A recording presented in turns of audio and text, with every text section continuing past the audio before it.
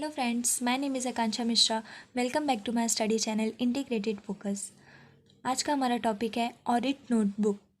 हमने previous video में discuss किया था ऑडिट फाइल, उसकी मीनिंग, एडवांटेजेस, डिसएडवांटेजेस के बारे में। और आज हम देखेंगे ऑडिट नोटबुक। प्रीवियस वीडियो की लिंक डिस्क्रिप्शन में दी गई है, पहले उसे भी देख लीजिएगा और हमारी सारी प्लेलिस्ट को भी एक बार देख लीजिएगा, जो भी कॉमर्स स्टूडेंट हो। अगर आप इस चैनल पे न्यू हैं तो do subscribe my channel. Now let's start.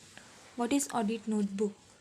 Notebook, we know that what is notebook. In notebook we can write anything which is important. So auditor also prepare notebook for a matter which he think that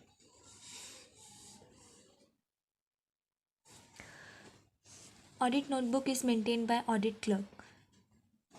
This is very important that this is not maintained by auditor, this is maintained by audit clerk.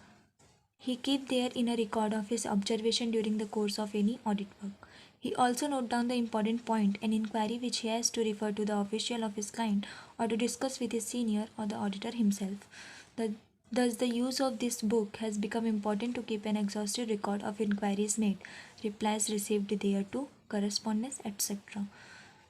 Audit notebook जो है ये audit clerk बनाता है और इसमें वो सारी बातें नोट डाउन करता है, जो भी उसे क्वेरी है, डाउट है, उसे मतलब चाहे ऑडिटर से पूछनी हो, चाहे सीनियर से पूछना हो, चाहे क्लाइंट से, ऑफिशियल से पूछनी हो, वो सारी बातें वो ऑडिट नोटबुक में लिखता है।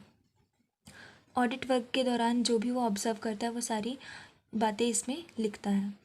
तो देखते हैं क्या क्या होती है ऑडिट नोटबुक में, कंटेंट क्या क्या होते हैं। सबसे पहला है technical details about A business के बारे में टेक्निकल नॉलेज जो हो, टेक्निकल डिटेल हर बिज़नेस की अलग होती है, अपनी अपनी टेक्निकलिटी होती है, उसे नोट डाउन करना। सेकंड है queries for which explanation and information have to be demanded. जैसे कि कोई वाउचर जो है मिसिंग है, कोई इनवॉइस नहीं है, तो हम ऑडिटर डिमांड करता है कि मुझे इसकी इनवॉइस वाउचर क्यों नहीं मिली, इसकी एक्सप्लेनेशन दीजिए। तो वो सारी बातें जो मिसिंग है, पूछना है, वो भी वो ऑडिट नोटबुक में नोट कर लेता है। अगर उसे कहीं पे फ्रॉड एंड एरर मिला तो वो भी वो नोटबुक में लिख लेता है। साथ ही साथ ऑडिट रिपोर्ट के दौरान मतलब उसको डिटेल में लिख लेता है कि ऑडिट रिपोर्ट देने में ताकि आसानी हो। नोट्स भी वो बना लेता है जो भी अकाउंट्स मेंटेन हुए हैं उसके रिगार्डिंग। साथ ही साथ अगर फ्यूचर में कोई भी इन्फॉर्मेशन चाहिए तो उसके लिए भी वो ऑडिट नोटबुक में लिख सकता है कि मुझे ये इन्फॉर्मेशन नहीं मिली है, मुझे फ्यूचर में ये चाहिए, मैं मांग सकता हूँ, मुझे याद रहे। और जो भी बैड डेट एंड डेप्रिसिएशन का रिज़र्व होता है, बैड डेट डेप्रिसिएशन का जो प्रोविज़न होता है, वो कौन सर्टिफाई करता है, उस ऑफिशियल का नेम, क्योंकि यहाँ पे चांसेस होते हैं फ्रॉड होने के। Record of all important correspondence, जितने भी इम्पॉर्टेंट करस्पॉन्डेंस है उसके रिकॉर्ड मेंटेन करना। लेजर अकाउंट जितने भी इम्पॉर्टेंट है उसको टोटल करना। And also see the audit work progress. Record of suggestion made by the auditor staff. So audit notebook में सारी चीज़ें वो लिखी जाती हैं जो कि फ्यूचर में यूज़ होने वाली हैं, जो पास्ट में एरर एंड जो फ्यूचर में यूज़ होने वाली है, जो पास्ट में एरर एंड फ्रॉड पता चला है, या जो भी हम कर रहे हैं उस टाइम पे जिसके बारे में हमें एक्सप्लेनेशन नहीं मिली है। मतलब जनरली रिपोर्ट तैयार करने स्टार्टिंग से लेकर रिपोर्ट देने तक के बीच में जो भी हमें इम्पॉर्टेंट चीज़ें लगती हैं वो हम नोट डाउन कर सकते हैं। इसके लिए कोई रूल नहीं है कि हमें पर्टिकुलरली यही कंटेंट लिखना है, जो भी उसको इम्पॉर्टेंट लगेगा वो लिख सकता है। अब हम देखेंगे इसके एडवांटेजेस क्या होते हैं। ऑडिट नोटबुक बनाने से ये होता है कि जितने भी इम्पॉर्टेंट पॉइंट हैं वो एक जगह रिकॉर्ड हो जाते हैं, क्योंकि वो तब इससे वो भूलता नहीं है। ऑडिट क्लर्क जो है वो ऑडिटर का क्लर्क होता है, वो भूलता नहीं है कोई भी बात, क्योंकि वो नोट डाउन किए रहता है। सेकंड है कि एक तरीके से डॉक्यूमेंट्री एविडेंस बन जाता है कोर्ट में पेश करने के लिए कि हाँ, मतलब कि ऑडिटर ने कोई नेग्लिजेंस, मिसअसेंस नहीं किया है, ब्रीच ऑफ ट्रस्ट या ब्रीच ऑफ ड्यूटी नहीं किया, उसने अपना काम सही तरीके से किया है।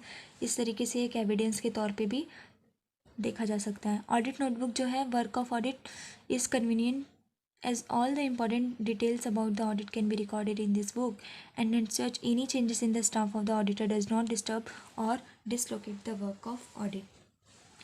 ये नोटबुक बनाने से कन्वीनियंट ये होता है कि सारी इन्फॉर्मेशन एक जगह होती हैं, तो और स्टाफ को भी कोई डिस्टर्बेंस नहीं होती वर्क ऑफ ऑडिट को कंप्लीट करने में। देन हम देखते हैं such a book can help in making an assessment of the knowledge, efficiency and work of audit clerk. Audit clerk की को कितनी नॉलेज है, कितना एफिशिएंट है, इसके बारे में भी पता चल जाता है कि उसने कितना काम किया है ऑडिट नोटबुक मेंटेन करने से। It also help to make the procedure of subsequent audit more easy, जो कि हमने कंटेंट में भी पढ़ा था कि ये आगे होने वाली जो भी सबसिक्वेंट ऑडिट है उसमें हेल्प करता है।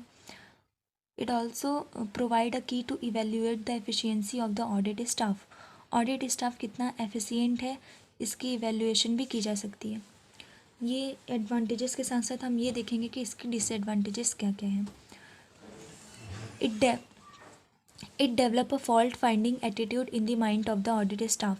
ये audit staff के माइंड में हमेशा एक fault finding attitude पैदा कर देगा, क्योंकि जनरली इसमें जितने भी निगेटिव पॉइंट होते हैं कंपनी से रिलेटेड वही नोट डाउन किए जाते हैं।